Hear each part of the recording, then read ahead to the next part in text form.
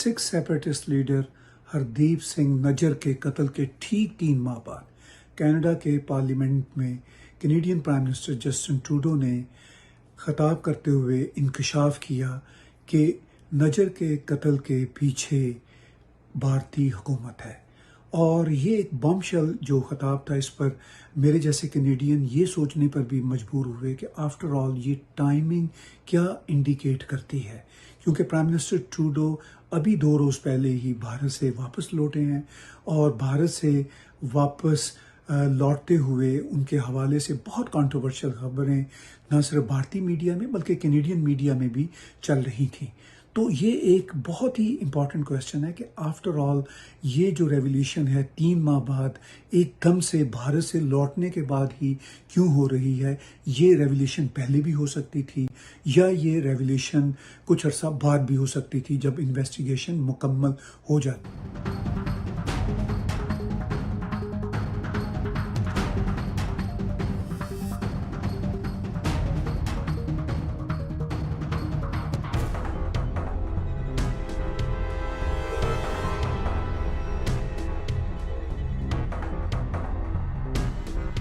हरदीप सिंह नज्जर के कत्ल के ठीक 3 माह बाद कनाडा के पार्लियामेंट में Canadian prime minister Justin Trudeau ने खिताब करते हुए इंकशाफ किया कि नज्जर के कत्ल के पीछे भारतीय हुकूमत है। ये टाइमिंग क्या इंडिकेट करती है, क्योंकि प्राइम मिनिस्टर ट्रूडो अभी 2 रोज़ पहले ही भारत से वापस लौटे हैं। ये जो रेवोल्यूशन है 3 माह बाद एकदम से भारत से लौटने के बाद ही क्यों हो रही है। प्राइम मिनिस्टर ट्रूडो ने कैनेडियन पार्लियामेंट में खिताब करते हुए ये भी कहा कि उन्होंने प्राइम मिनिस्टर मोदी से भारत में इस मौजू पे बात भी की थी। कैनेडियन वजीर खारजा ने भारतीय डिप्लोमेट को भी कनाडा से निकालने का हुक्म दे दिया। सिख सेपरेटिस्ट लीडर हरदीप सिंह नज्जर के कत्ल के ठीक 3 माह बाद कनाडा के पार्लियामेंट में Canadian prime minister Justin Trudeau ने खिताब करते हुए इंकशाफ किया कि नज्जर के कत्ल के पीछे भारतीय हुकूमत है। और ये एक बॉम्बशेल जो खिताब था, इस पर मेरे जैसे कैनेडियन ये सोचने पर भी मजबूर हुए कि आफ्टर ऑल ये टाइमिंग क्या इंडिकेट करती है, क्योंकि प्राइम मिनिस्टर ट्रूडो अभी 2 रोज़ पहले ही भारत से वापस लौटे हैं और भारत से वापस लौटते हुए उनके हवाले से बहुत कंट्रोवर्शियल खबरें न सिर्फ भारतीय मीडिया में बल्कि कैनेडियन मीडिया में भी चल रही थी। तो ये एक बहुत ही इम्पॉर्टेंट क्वेश्चन है कि आफ्टर ऑल ये जो रेवोल्यूशन है 3 माह बाद एकदम से भारत से लौटने के बाद ही क्यों हो रही है। ये रेवोल्यूशन पहले भी हो सकती थी या ये रेवोल्यूशन कुछ अरसा बाद भी हो सकती थी जब इन्वेस्टिगेशन मुकम्मल हो जाती। मगर प्राइम मिनिस्टर ट्रूडो ने कैनेडियन पार्लियामेंट में खिताब करते हुए ये भी कहा कि उन्होंने प्राइम मिनिस्टर मोदी से भारत में इस मौजू पे बात भी की थी। बहरहाल इससे पहले इस तरह की खबर न भारतीय तरफ से न कैनेडियन तरफ से हमारे सामने आई।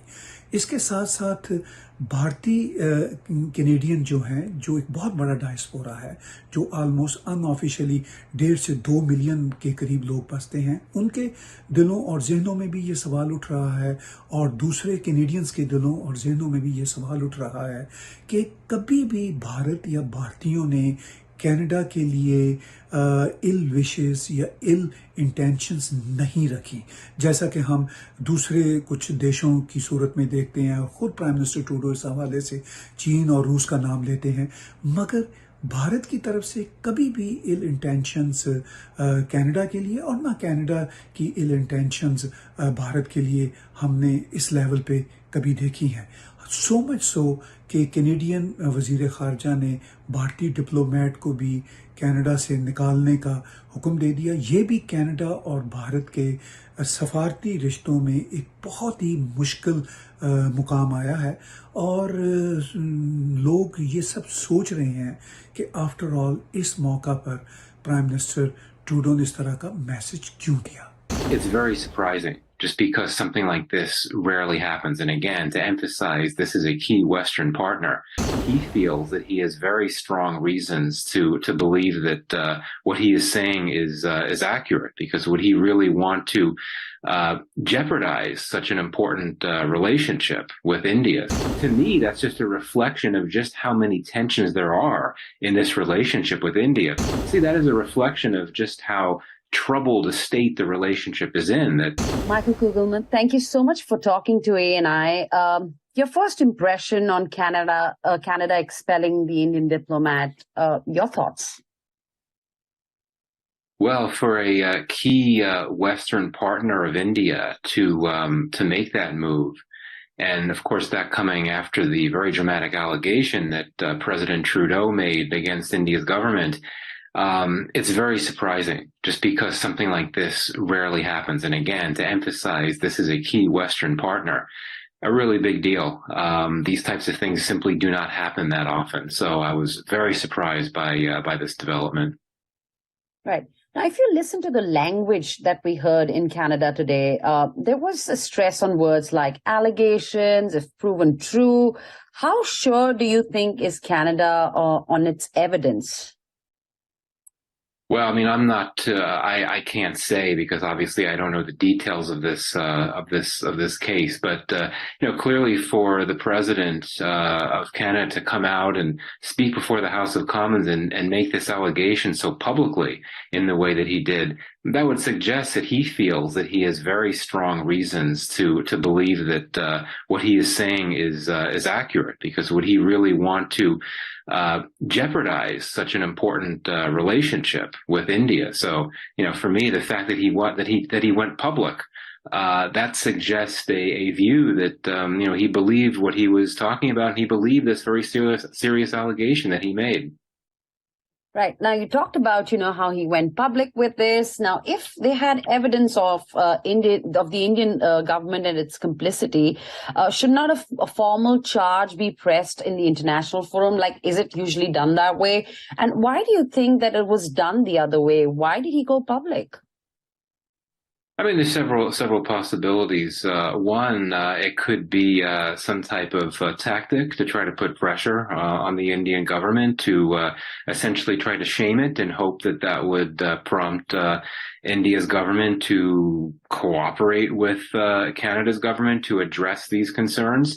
But I also, quite frankly, see that the fact that the Canada's government went so public about this and didn't do it quietly at all, to me, that's just a reflection of just how many tensions there are in this relationship with India. Perhaps if the relationship were not so fraught because of these issues that have been playing out for a number of months, maybe in that case the government in Canada may have been a bit more discreet about this. But I see the fact that it went public and did this so loudly, so to speak. See, that is a reflection of just how troubled a state the relationship is in, that Trudeau was perfectly comfortable, making this very public allegation, and not necessarily worrying about the optics of that for the relationship with India. Now, you talked about this relationship and the troubles that is between the two countries in terms of its relationship. Do you agree that this is about diaspora politics in Canada more than it being just issues with India? Well, again, I mean, it's hard to say for sure. I mean, that could be it to an extent, but the Canadian government is making this argument that a Canadian citizen was assassinated on Canadian soil, which I think from a Canadian perspective would be a matter of sovereignty, concerns about sovereignty, and concerns about Canadian interest. And also, I'd point out the fact that after President Trudeau and his government made these allegations, and after the Indian diplomat was expelled, you had members of the opposition in Canada coming out supporting these moves that Canada's government had made. So that suggests to me a level of political unity around this case, suggesting that it wasn't necessarily just about politics at the end of the day, from a Canadian perspective. Okay. Now, if we talk about the timing of this entire announcement, of Canada going public, the Prime Minister went to India. If he had evidence on this, why did he wait for him to come back to Canada and then kind of go public? how this whole thing has unfolded, don't you think there is something else to it? Well, I mean, as I understand it, when Trudeau was in Canada and met with Prime Minister when Trudeau was in India and met with Prime Minister Modi, he brought up the assassination and his concerns about Indian involvement. So it may have been that Trudeau thought that he could deliver a powerful, strong messages by going to India, meeting face to face with Modi, and bringing these issues up. I understand that Prime Minister Modi also brought to Trudeau's attention, his concerns about what's been happening with these Sikh leaders, these Sikh militants in Canada. So I think that there could have been an incentive from Trudeau's part to be in a position where he could meet face to face to Modi to warn him about these concerns. But keep in mind as well the broader geopolitical context. Trudeau did not go to India simply to meet with Modi. He didn't see it his going there as part of a bilateral exchange. He went there to participate in the G20 summits, which India, of course, is hosting this year as G20 chair. So I think that Trudeau went to India to show Canada's commitment to the G20 group, which it's a major component of, and which it supports in a big way. And I think that when he was there, Trudeau felt he had that opportunity to have that face-to-face meeting with Modi, which apparently was quite tense, and convey his concerns. But we saw that, he really did not have a very good visit in India, and that, there was tensions in his meeting with Modi. He had the problems with his aircraft. He was stranded there for a few days. So it became a bit of a mess. But again, keep in mind that Trudeau did not go to India simply to meet with Prime Minister Modi. He went there to participate in the G20 summit. Right. Now, how do you see things shaping up in the days ahead between the two countries? I think at this point, the major signpost in the immediate term is how does India respond, right? I mean, we've been talking about how Canada's president made this very serious allegation very publicly, and then you have this publicly announced expulsion of an Indian diplomat. How India responds to that, I think, will go a long way toward our being able to understand the trajectory of this relationship, which is experiencing significant tensions right now. And I think that there may be a particular diplomatic challenge for India Canada relations now, in that New Delhi has taken this position that Canada needs to do more to address India's concerns about these Sikh leaders operating in Canada, whereas Canada is, it's a Western democracy. It takes this very strong position about respect for freedom of speech and rule of law, meaning that the Canadian government is not going to act in the ways that India's government would like it to. So that suggests to me that they're going to be at loggerheads for quite some time. Okay. And where do you see the U.S. stand on this? Do you see Washington supporting a NATO ally, or India, the strategic partner? It's certainly a tough spot that Washington finds itself in, though I would think that the U.S. government will likely react by really doing nothing at all, staying quiet, which is probably a wise decision. I mean, this whole thing is a very sensitive matter, for sure, for both countries, Canada and India. And I think at the same time, the U.S. would view this really as a bilateral matter for Canada to work out with India, just like when we've had these other cases of tensions that India has had with some of these Western countries where there have been incidents of Sikh demonstrations and so on, the UK, Australia, and so on. I think that the U.S. again sees those as issues to be worked out bilaterally between India and those other countries.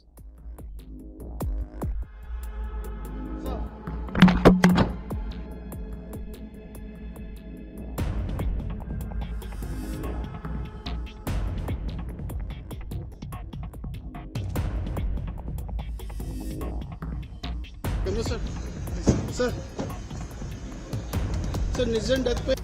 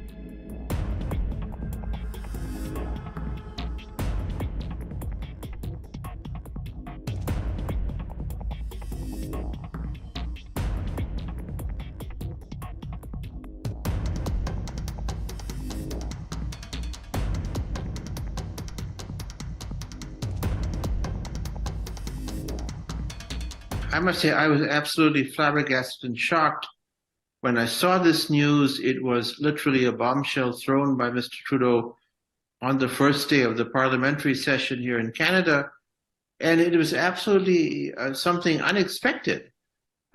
Because if presumably, if going by what he said, this is something that the Canadian intelligence services have been working on for some time.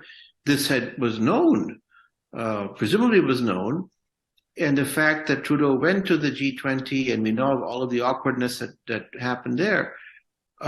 Something is peculiar about the timing about this announcement, and of course, as you say, the allegations are unproven. But it throws yet another spanner into the works of India-Canada relations, which have been at a low ebb under Mr. Trudeau.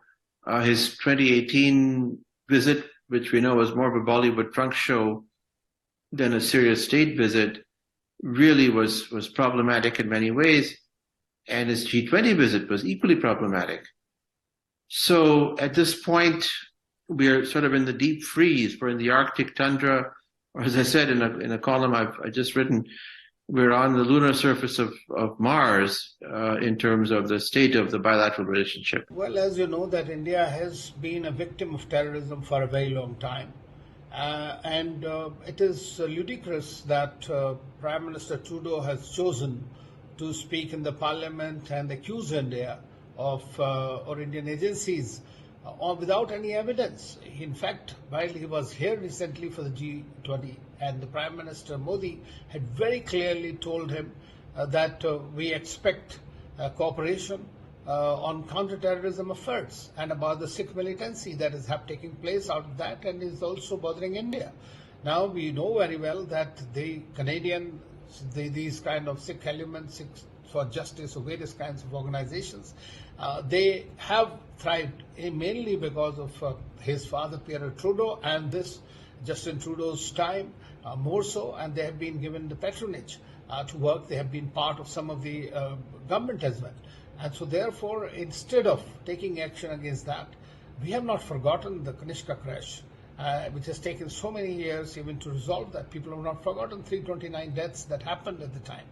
And now he is taking a cause of a terrorist, Niger, who entered the country illegally and is very well known designated terrorist. And India had asked for him. And there are so many others who are thriving there. So Canada, if it wishes to continue to remain a sponsor of terror, like our friends in Pakistan, then what can one say? I mean, this is really, we are in the 21st century, and the kind of position they are taking is ridiculous. An expulsion of a diplomat for no rhyme or reason is going to have its own repercussions. As such, the relations are at their lowest, and I don't see them growing further if the Justin Trudeau government continues in the same manner. I just pity them, frankly, on the kind of approaches for a myopic domestic compulsion he is taking to decimate our relationship, bilateral relationship, or a potential of our better relationship. And I think that this is something, a very big mistake that he's doing. And I guess that eventually, if whoever supports terrorism, extremism, is going to suffer with themselves. We have this Bhasmasur theory in the Indian legends, and I think that comes true. It has come true for Pakistan, it will come true for Canada, it will come true for any other country that harbors terrorists, extremists, and radicalization. The pressure will mount on him to show, well, what is your evidence? If you sing our song, or at the very least look the other way while we glorify martyrs and assassins and mass murderers, then we can bring you 10,000 votes. But if you stand in our way, if you don't sing our song, and you complain about our activities, then we're taking those 10,000 votes to the other party.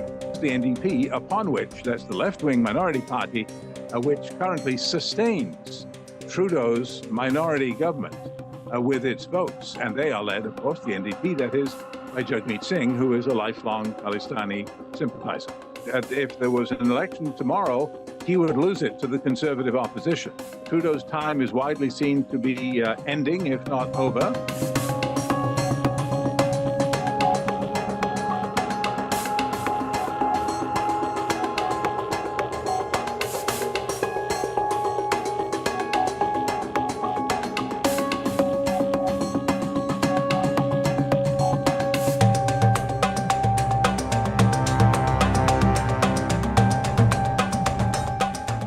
numbers.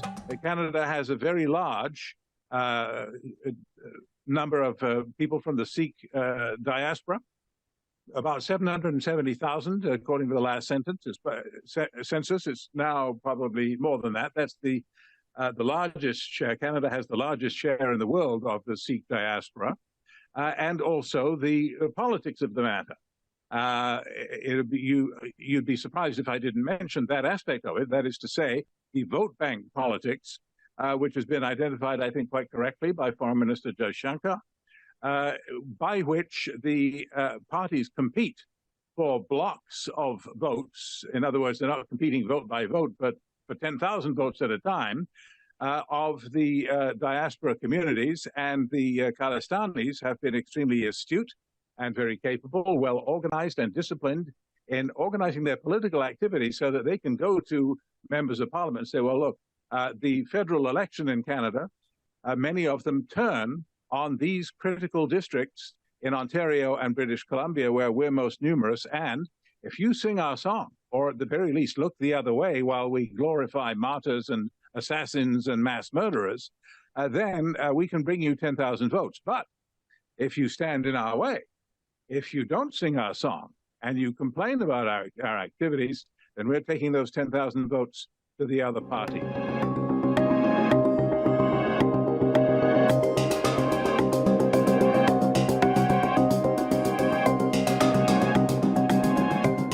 It isn't necessarily going to change radically if you have a new government.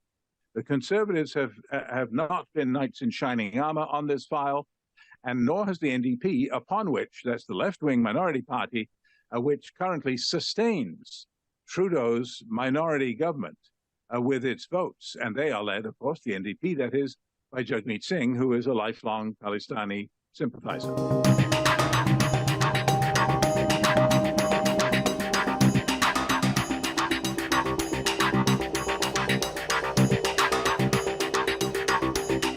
If there was an election tomorrow, he would lose it to the Conservative opposition. The Liberal Party has been slumping badly in the polls. Trudeau's time is widely seen to be ending, if not over. And although it doesn't have to be another election for another couple of years, but probably it would come next year. And in the meantime, the pressure will mount on him to show, well, what is your evidence? You can't just say it and then start booting diplomats out and offer nothing to connect the government of India to this terrible murder in British Columbia.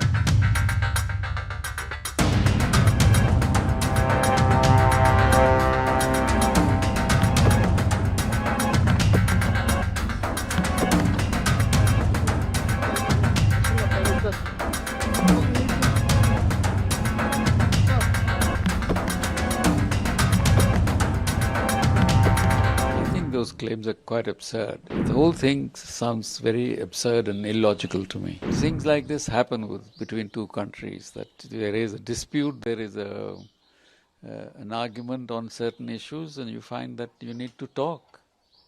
Then you talk. Two sovereign nations must talk about things, but this man has just gone around and decided that he has to do it like this. We are a friendly country. We are not enemies in that sense, but he makes it look as if we are. I think those claims are quite absurd.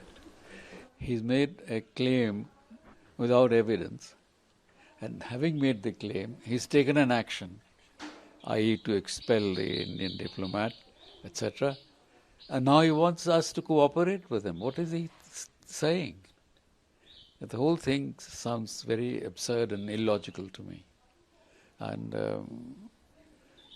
I mean, if you're in a normal relationship, this kind of thing happens, you consult your friendly neighbor, your friend, and say, look, this is what your fellows are doing. I think we need to look at it. And then you sort it out. But he's just decided something on it's apparently for his own domestic reasons. Things like this happen between two countries, that there is a dispute, there is an argument on certain issues, and you find that you need to talk. Then you talk. Two sovereign nations must talk about things, but this man has just gone around and decided that he has to do it like this.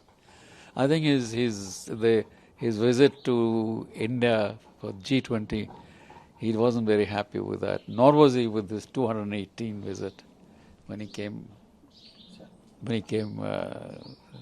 Then. So, and then I think there are some domestic issues also, but elections and so on, that's not my problem. The problem is that you have a decorum, you have a relationship, you maintain it. You go by the laid down principles. If we are a friendly country, we are not enemies in that sense, but he makes it look as if we are.